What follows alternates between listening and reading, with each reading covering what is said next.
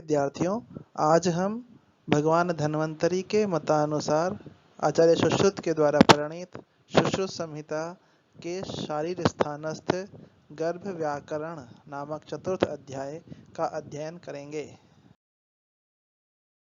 चलचित्र में हमने आचार्य सुश्रुत द्वारा कहे हुए द्वादश प्राण के विषय में अध्ययन किया था। यहाँ पर हम आचार्य सुश्रुत द्वारा कही गई त्वचा की उत्पत्ति के विषय में अध्ययन करेंगे। आचार्य सुश्रुत ने कहा है, तस्य खल्वेवं प्रवृत्तस्य शुक्रशोणितस्याभिपच्यमानस्य क्षीरस्येव संतानिकाः सप्त त्वचो भवन्ति।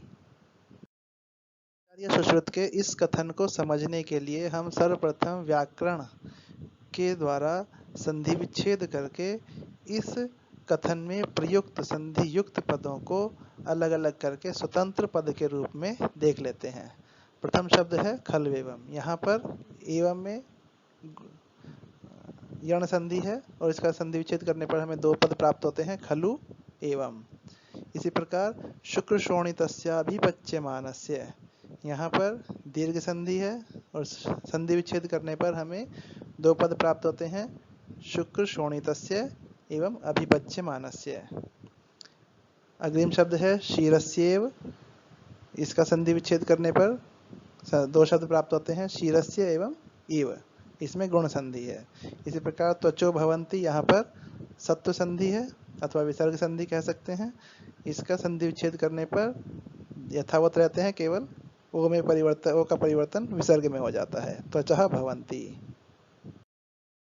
संधि विच्छेद के द्वारा प्राप्त पदों को स्वतंत्र रूप से स्थापित करने के लिए हम इस कथन का पद विभाग देखते हैं।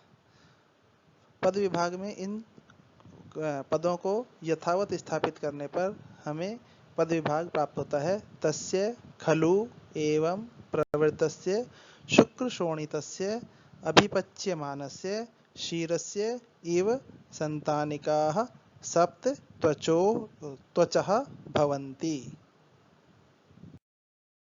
पद विभाग द्वारा सभी पदों को स्वतंत्र रूप से जान लेने के उपरांत हम इन सभी पदों का पद परिचय ज्ञात करते हैं, अर्थात इन्हें शब्द रूप एवं धातु रूप की दृष्टि से देखते हैं अर्थ करने के लिए। प्रथम शब्द है तस्य। यह तत् शब्द जो सर्वनाम पुल्लिंग है उसका षष्ठी एकवचन होगा।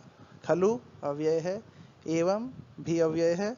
प्रवृत्तस्य, यह प्रवृत्त शब्द जो अकारांत पुल्लिंग है उसका षष्ठी विभक्ति एकवचन होगा। इसी प्रकार शुक्र शोणितस्य, यह शुक्र शोणित शब्द का अकारांत पुल्लिंग का षष्ठी विभक्ति एकवचन होगा। अर्थात यहाँ पर लगभग सभी शब्द षष्ठी विभक्ति एकवचन में प्रयोग किए गए हैं। अभिपच्यमानस्य, अभिपच्यमान शब्द है जो अकारांत पुल्लिंग है, षष्ठी विभक्ति एकवचन का रूप है। क्षीरस्य, क्षीर शब्द अकारांत पुल्लिंग है जो षष्ठी विभक्ति एकवचन का रूप है। इव अव्यय है। संतानिकाः, संतानिका शब्द आकारांत स्त्रीलिंग है और यह प्रथम विभक्ति बहुवचन का रूप है। इसी प्रकार सप्त, सप्तन शब्द जो नकारांत है उसका प्रथमा बहुवचन का रूप है। सप्त में लिंग का विभेद नहीं होता। त्वचः, त्वच शब्द है जो चकारांत स्त्रीलिंग के अंतर्गत आता है और उसके प्रथमा विभक्ति बहुवचन का प्रयोग यहाँ पर किया गया है। इसी प्रकार भवन्ति, यह भू धातु लट लकार का रूप है जो प्रथम पुरुष एक बहुवचन में बनता है। परिचय के द्वारा मूल शब्द एवं विभक्ति इत्यादि को जान लेने के उपरांत अर्थ को ज्ञात करने की दृष्टि से, अर्थात मूल शब्द के अर्थ को ज्ञात करने की दृष्टि से समास एवं प्रत्यय इत्यादि पर विचार करते हैं। यहाँ पर सर्वप्रथम समास युक्त पदों को देखने के लिए समास पर दृष्टिपात करते हैं। समास में एक शब्द है शुक्र शोणितस्य।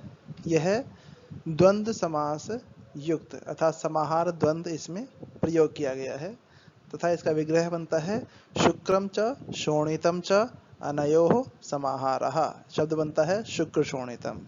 एवं यहाँ पर शुक्र शोणितस्य शब्द है, इसलिए षष्ठी विभक्ति को दर्शाने के लिए तस्य का प्रयोग विग्रह में करते हैं, तो पूर्ण विग्रह बनता है शुक्रम च शोणितम च अनयोः समाहारः शुक्र शोणितम तस्य। तो जान लेने के उपरांत अब हम प्रत्यय पर विचार करते हैं। कथन में एक शब्द प्रयोग किया गया है प्रवृत्तस्य। यहाँ पर मूल शब्द प्रवृत्त है जो प्र उपसर्ग पूर्वक वृत्त धातु से कता प्रत्यय करने पर निष्पन्न होता है। कता प्रत्यय होने के कारण इसका अर्थ भूतकाल में चला जाता है। यह हम शब्दार्थ के संदर्भ में बात करेंगे। दूसरा शब्द है अभिपच्यमानस्य। यहाँ पर अभि उपसर्ग पूर्वक पच धातु से शानच प्रत्यय होता है। यह कर्मवाच्य में होता है, अर्थात पच धातु से पहले कर्मवाच्य और कर्मवाच्य करने पर फिर शानच प्रत्यय लगाते हैं, तब अभिपच्यमानस्य शब्द षष्ठी विभक्ति एक वचन में बनता है। अभिपच्यमान शब्द का रूप।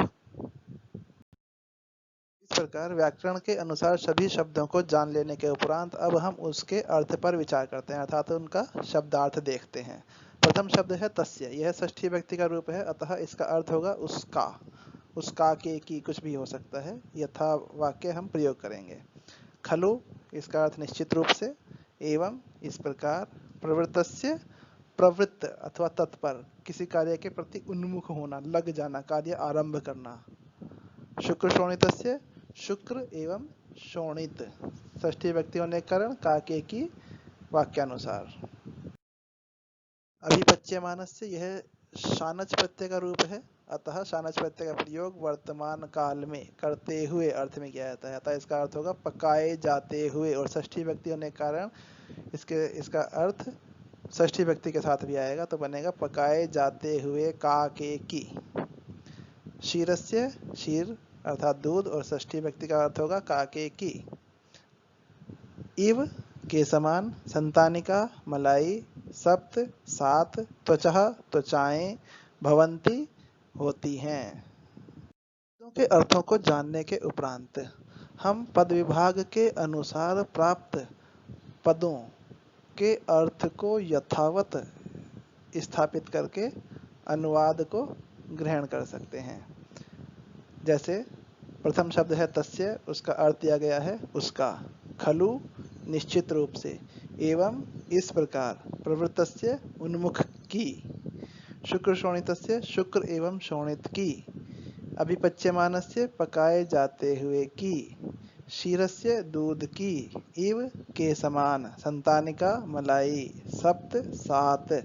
त्वचः, त्वचाएं। भवंती, होती हैं।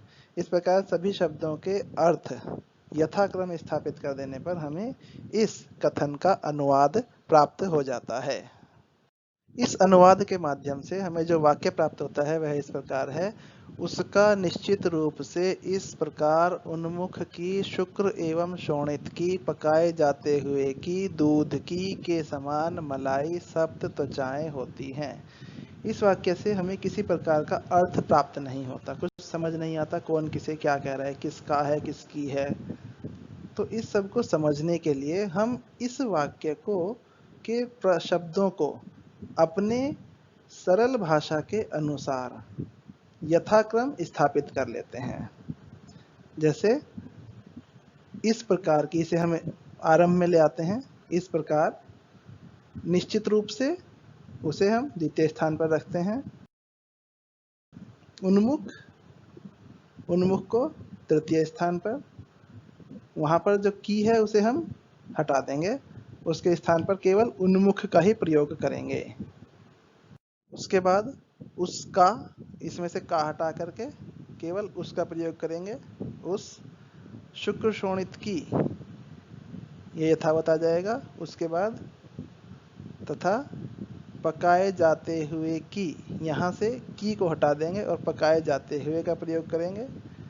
दूध की, यहाँ पर की का प्रयोग करते हुए यथावत इसे रखेंगे, दूध की।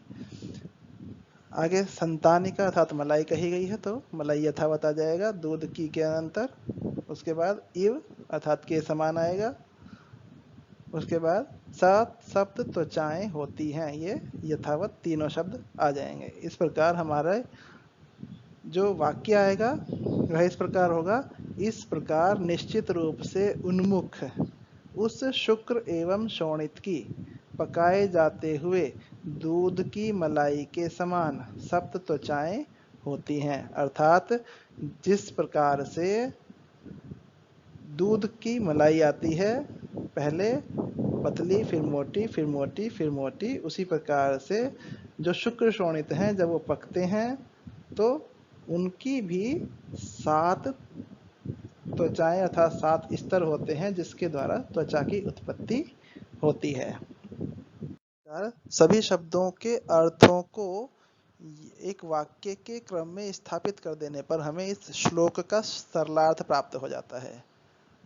इस सरलार्थ के अनुसार शब्दों को अर्थात संस्कृत शब्दों को जो वाक्य में प्रयोग किए गए हैं आचार्य सुश्रुत के द्वारा, उन्हें इस अर्थ के अनुसार स्थापित कर देने पर हमें अन्वय प्राप्त हो जाता है। जैसे इस प्रकार का संस्कृत शब्द है एवं, निश्चित रूप से इसका संस्कृत शब्द है खलु, उन्मुख प्रवृत्तस्य उस तस्य, शुक्र एवं शोणित की शुक्र शोणितस्य, पकाए जाते हुए अभिपच्यमानस्य दूध की क्षीरस्य, मलाई संतानिका के समान, एव सप्त सप्त त्वचाएं त्वचः होती हैं भवन्ति। इस प्रकार इन्हें स्थापित करने पर हमें अन्वय प्राप्त होता है।